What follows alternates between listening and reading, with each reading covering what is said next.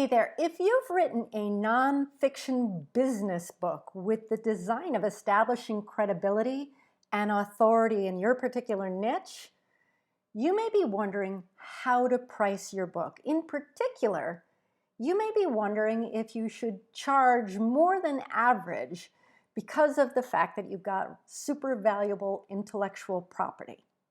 I'm Anshi Bani, and I am the publisher at Summit Press. And I answer this question all day long.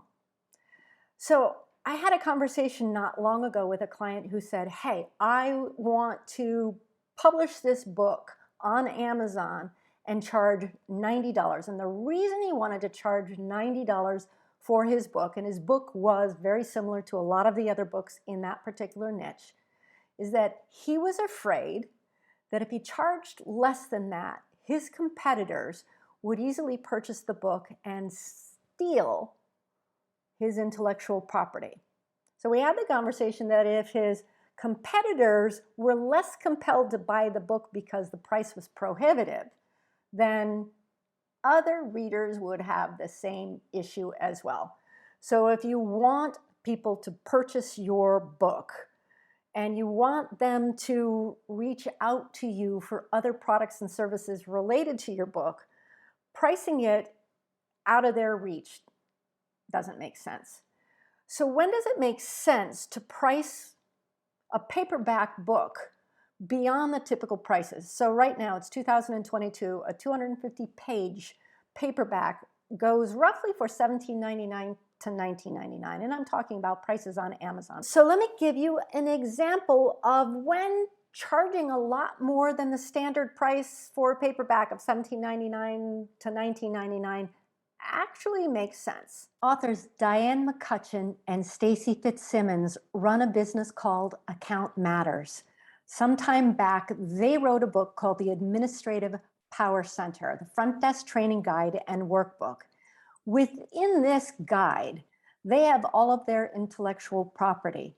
When they go into a rehab therapy private practice and they train existing employees on how to properly bill so a practice will get paid right the first time, this is the very information that they use in that training. This training is of great value. They charge good money for this. So they wanted to make sure that the value got carried over in this workbook. So charging $17.99 or $19.99 didn't make sense. So when we sat down and came up with the price for their book, we essentially looked at the other books in their arena. We looked at what other medical billing workbooks were priced at.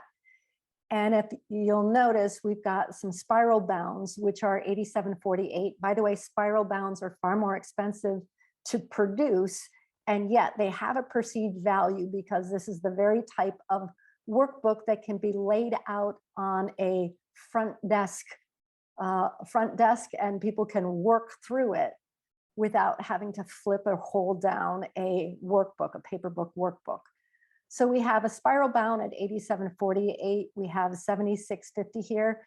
And you can see by the number of reviews here, these books are selling quite readily. So the price is not prohibitive. There are a number of people who are purchasing this book because there are enough people who are leaving reviews to indicate that.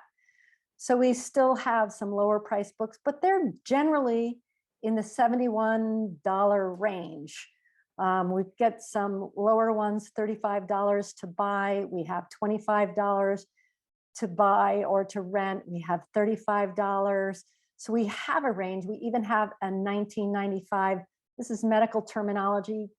It's different, but essentially these are the prices that you're looking at, all the way up to $142. So when we went ahead and priced their book, we had a paperback version at $79 and we had a spiral bound version at $140. So if you were looking to price your book, at your paperback book, at somewhere around $70 or $90 because of whatever reason, it will not make sense for you If everybody else in your arena, all the other authors in your niche selling very similar books to your market, has a book priced at $17.99 or $19.99, you dropping a book in there for $90 doesn't even begin to make sense. The chances of you selling that are really slim. So price your book according to the market. Price your book according to what other experts in your arena are pricing their book at. It's kind of simple.